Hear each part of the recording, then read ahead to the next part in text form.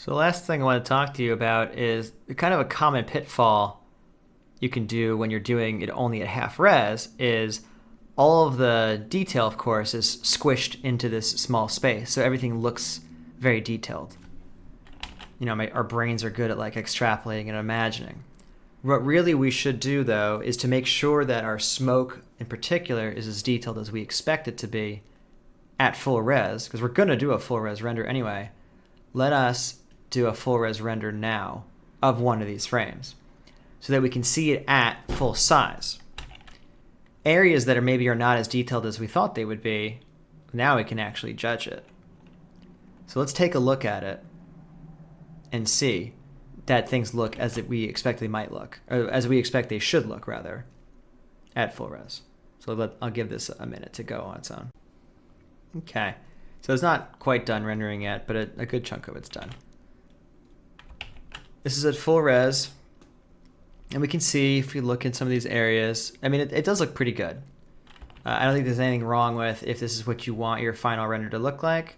I would also restate again that if your computer is having trouble rendering this because it's taking too long, I wouldn't think twice about turning off the volume limit. I mean, it's important. It'll look as good as possible if you have it on, but you know I recognize that it can take a long time to actually do that. If you do turn volume limit off, then at least go back to the material over here and increase the scattering phase here, or rather decrease it back to negative 0.2 like we had it before when it looked lighter. But in any case, assuming that we are going to go ahead with doing our regular render stuff, I would just say that this does look pretty good at full res. Could it look even better? Well, maybe. I'm going to save that. If we look at our smoke, and come back here to the thing that's being rendered. There it is. You can see our background now. But the point is more that, yeah, I can no longer see how many voxels it is. If I middle click and hold, I can see it's just a packed disk. I can unpack it, like we talked about earlier, to see. So what do we have? If I look, there we go. This is the dimensions of it. 450 by 300 by 464. 63 million voxels. You know, we were able to get the disk space down pretty high, or to a pretty low amount. So that was good. As far as how much memory it takes on the computer, well, the sparse nature of it helps keep it lower. And I would also say that in general, when we've done these simulations earlier in the volume series, I was pretty comfortable with a 600 by 600 by 600 box. And this isn't even that. And that was with the regular dimensions, the regular non-sparse stuff. So all that is to say, I would feel very comfortable with, finally, and we never really did it, we can take our simulation division size here and make it smaller. Now, I don't want to double it in every dimension. I just want to be able to maybe get closer to that 600 by 600 by 600-ish thing. So while I wait for this to think about what it wants to do, instead of reducing the resolution, instead of cutting in half, let's kind of split the difference between the full res and half. So here we are. So I'm going to say not 0.1, not 0.05, but 0.75. So that'll get us 50% more resolution in each dimension, which will be significant. So I'm going to say, and we haven't really done this, I could increase the simulation version here to 1.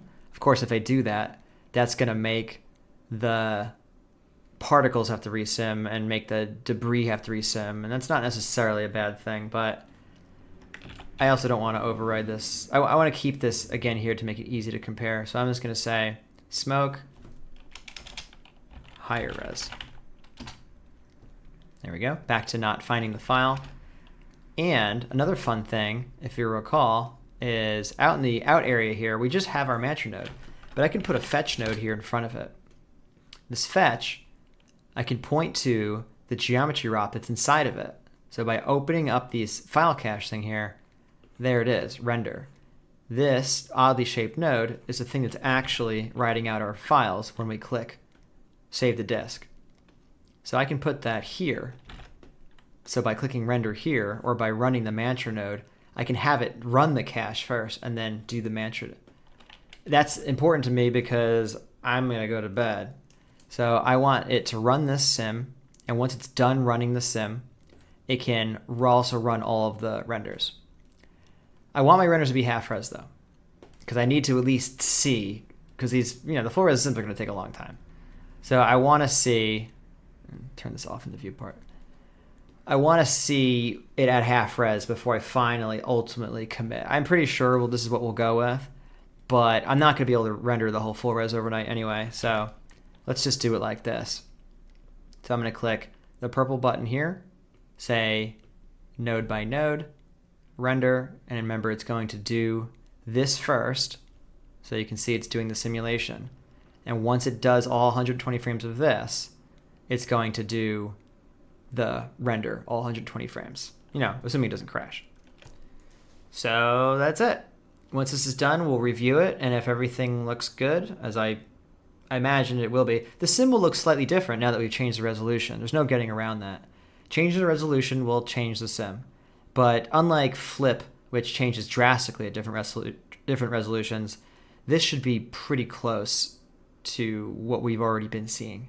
So here's hoping that turns out to be true. See you tomorrow.